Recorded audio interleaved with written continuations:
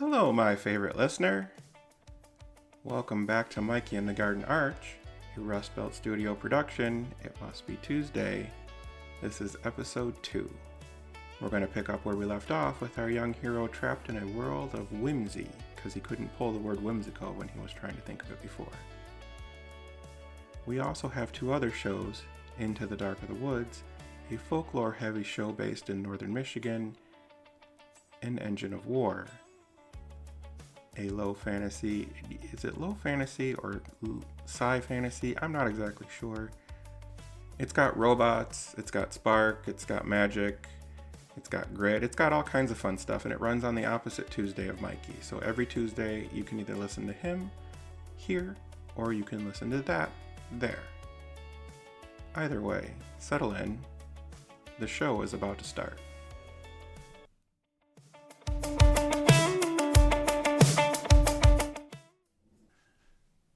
My day had started just like most. My friends were all occupied with something. My dad kicked me out of the house because, air quotes, "It's too nice outside to be cooped up in here playing that damn game." I was just hanging down the block at the empty lot where we always played at, the one with the garden arch. Now I'm on the other side of that, in some sort of forest chased by some sort of man-horse thing. I was just trying to sit for a minute and figure out what had happened. The forest didn't really let me sit that long.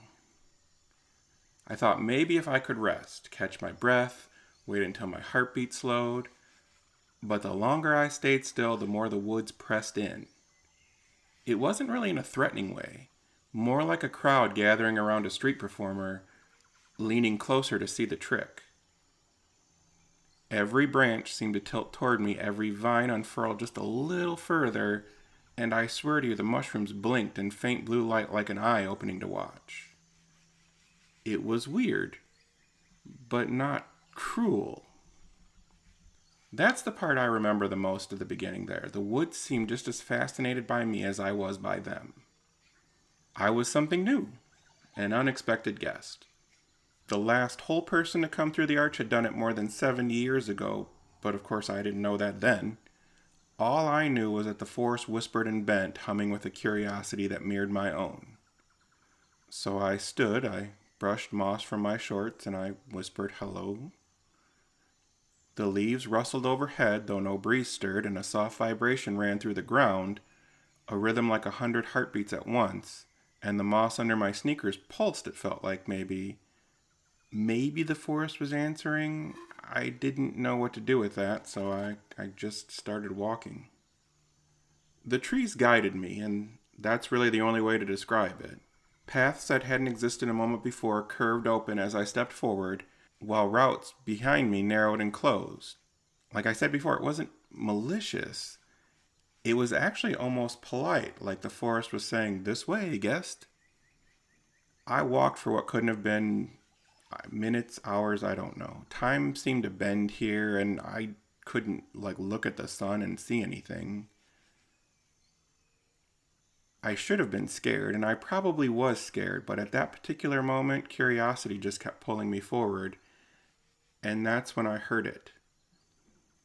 A whistle. Not the eerie flute song from before, but sharp and almost like a kid calling for a dog. I froze. Something moved ahead, was low to the ground at first, but then upright, kind of swaggering between the trunks, and when it stepped into view, my brain scrambled to make sense of what I was seeing. It was a fox. That was my first impression. Red fur, tail flicking lazily behind it. But it wasn't on 4 legs. It had started on 4 legs, but now it was walking on 2, balanced as easy as a person. And it wore clothes? Not rags and not something strange. At least it was an Ohio State varsity jacket. Like the kind you'd see on the rack at JCPenney. The fox grinned, or at least it looked like a grin, maybe? It was all teeth and tilted head. Well, what do we have here? My mouth went instantly dry. You can talk? He kind of snorted then. Of course I can talk. You think I put this jacket on just for the fashion? He popped the collar and then preened a little and came closer. His paws, hands, I don't know, they ended in claws, but they were held out in front of him, kind of in a peace offering. I still took a step back. You're wearing an OSU jacket.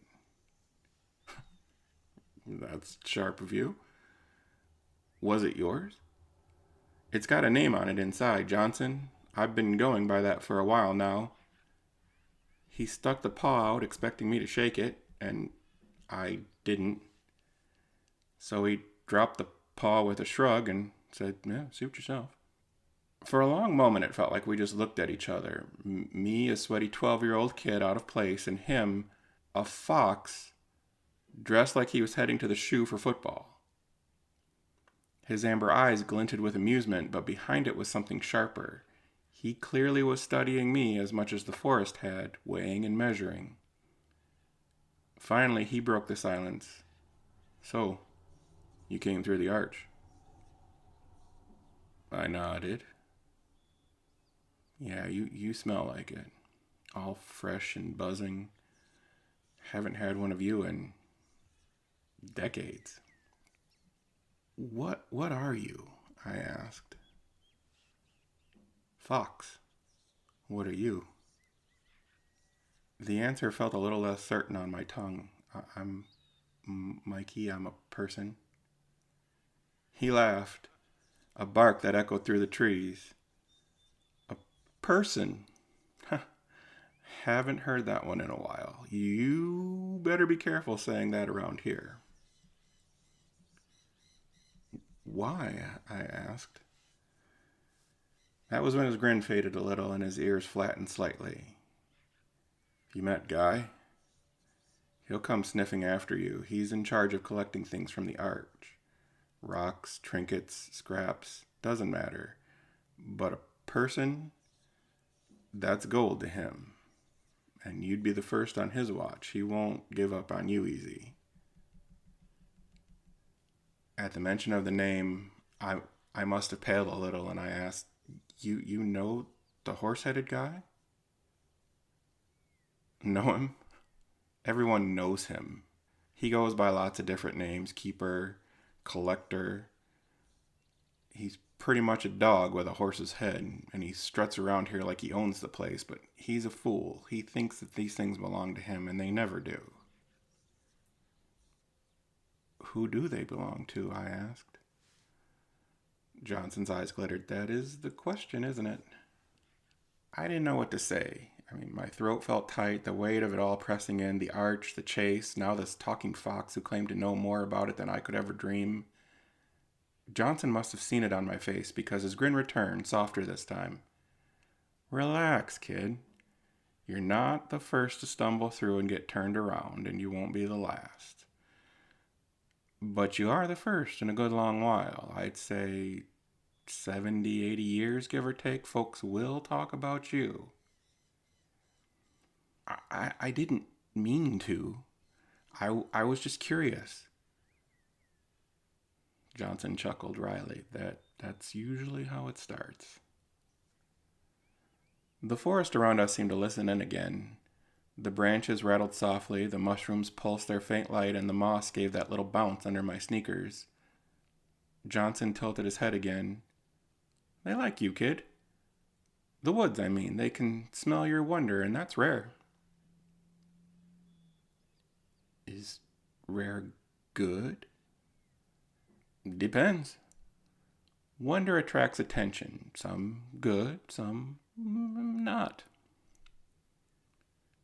Before I could press, a distant crack echoed and the sound of a staff slamming against the earth. My stomach flipped. Johnson's ears pricked and his grin vanished. Guy. Listen, Mikey, you stick with me, you might last. Run off on your own, you won't. I hesitated. Could I really trust a fox? He was a fox in a buckeye jacket. Could I afford not to? He read the doubt on my face and he gave a little smirk. Don't look so scared, okay? I'm not in the collecting business. He jerked a thumb to his chest. I'm in the Johnson business. And with that, he spun on his heels, tail flicking, and gestured for me to follow deeper into the whispering woods. Looking back on it now, the woods were the first place that really started asking questions of me. Not out loud, not the way a teacher asks you to read from the book or a cop wants to know what you're doing hanging around a parking lot, but questions all the same. Every branch bent down like it wanted to poke me in the chest, and every shadow leaned in close enough to whisper. And I was too young or too dumb to realize you're supposed to keep your head down and not answer back. That day we were running, I'd like to tell you it was a game, just kids burning off steam, but it wasn't kids, it was me and a fox, and we were running because of Guy, a horse-headed guy. It's weird what you think about when you're on the edge of panic. We slowed to a jog, but we were still moving, and my mind reeled itself out to a couple weeks ago. We'd been down in Danny's basement watching The Never-Ending Story on pirated HBO, because Danny's dad had pirated all the premium channels somehow. Danny said it was the special cable box he picked up from some weird guy, I don't know. No one was watching us or paying attention, and so when our movie ended and Goodfellas came on, we just sat quiet and kept watching. Blood, cursing, all of it. It felt like stealing candy, except no one could take it away from us once we'd seen it. Jimmy 2 times, Johnny roast beef, Tommy, Henry, guys with names like armor, like calling yourself the right thing was enough to keep the whole world off your back. Tyler had picked the shark because, of course he did. Danny tried out Big D for a week before he switched to Danny the Nose, not because his nose was all that big, but because Big D sounded a little too south of the border for 12-year-olds, if you get my gist. Erin, whenever she joined in, just rolled her eyes and called herself the Broad or the Dame, which made us laugh, but also made the game better and kept her involved. Me wasn't even a stretch. 3 first names, Michael Lawrence Carter, so of course, Mikey 3 names. Even when we weren't playing at Gangsters, Mikey 3 names kinda stuck. Running through the trees, lungs on fire, I whispered it to myself like it meant something. Mikey 3 names, don't get caught. The woods heard, Johnson heard, and they kept the name. Everywhere I turned, the branches dragged like claws across my sleeves. The ground sucked at my sneakers, soft with moss and mud. The air was damp, almost heavy, like breathing through a wet rag. The further I went, the more the trees bent inward, their trunks leaning close like they wanted to block my path. The clearing saved me, at least for a breath. I broke into it by accident. 1 second I was dodging branches, the next the trees drew back and I was standing on soft grass under a patch of gray sky. The circle of oaks around me leaned together like old men muttering secrets, and I was suddenly aware of how small I was and how alone. And in that moment, I tried the name out again. Not a whisper this time, louder, like a declaration. I'm Mikey 3 names. The woods didn't laugh. Johnson didn't either. Good name. I looked around. The clearing was a lot like the other one. It could have been the other one, for all I knew. I couldn't tell if we'd been running in straight lines or circles. I just wanted it to be away. That was when it all came hard. No arch. Weird OSU fox. Horse guy chasing me around. I cried. You'd cry too. Don't act like you wouldn't. You'd cry. You're 12. All of this is going on. You'd cry. Johnson came up to me and his paw was trying to console me, but it felt weird on my shoulder. He told me not to worry. He told me to try to focus on something else, something that I needed. At that moment, outside of everything else going on, you know what I needed? Food. I was hungry. He led me a little ways from the clearing, and I heard water rushing. When we came to a river, there was a little shanty town just in the distance. I could see people moving and I ran. I was hungry, yeah, but those were people, not animals that walked or some half animal hybrid thing. Johnson trailed behind me, and when I looked over my shoulder, he was smiling, so I took that as a good sign. When I got to the village, though, my heart sank. You know the Munchkins in The Wizard of Oz? Think that, but once again, weird. They were all exaggerated faces, like looking in the water as it's rippling from the wind or a stone you chucked in it. Their eyes were either way too big or way off center. Their mouths were all strange waves of shape, and their noses, if they even had them, could be anywhere on their face, not necessarily in the center. Riverfolk, Johnson called from behind me. They'll help you out. They have no love of either side. I just stood there, the tears were drying on my face, and I didn't know what to do. I didn't know what to say. One of them handed me a bowl of some sort of soup. It was a sickly kind of green, and I didn't know what to think of that either.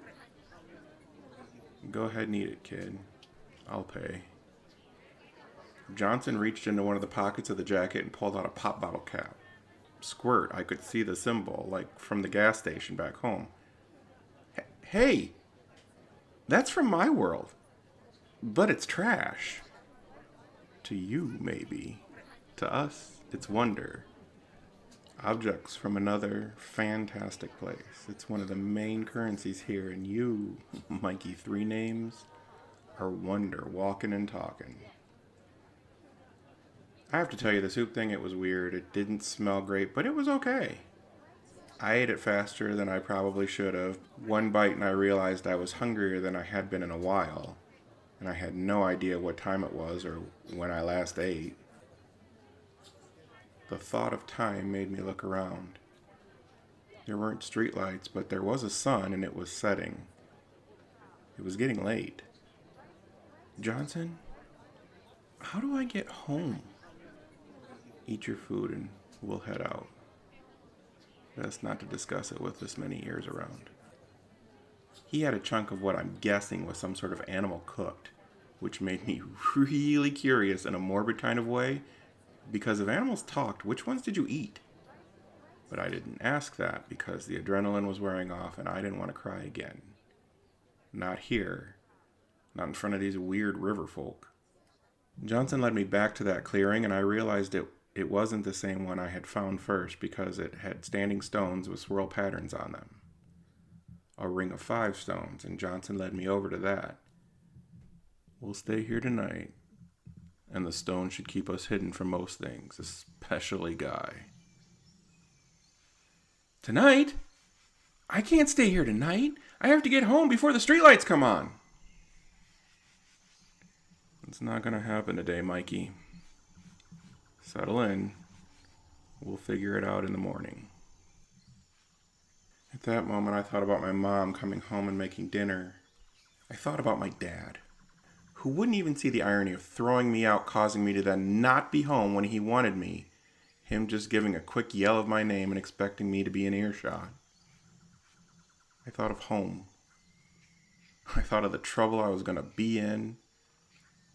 And I cried again. In earnest this time. I cried myself to sleep in a ring of stones, in the middle of a whispering forest next to a talking fox in Buckeye gear.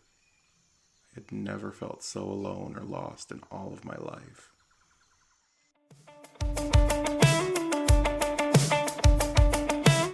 Hello again. Listener, I owe you an apology.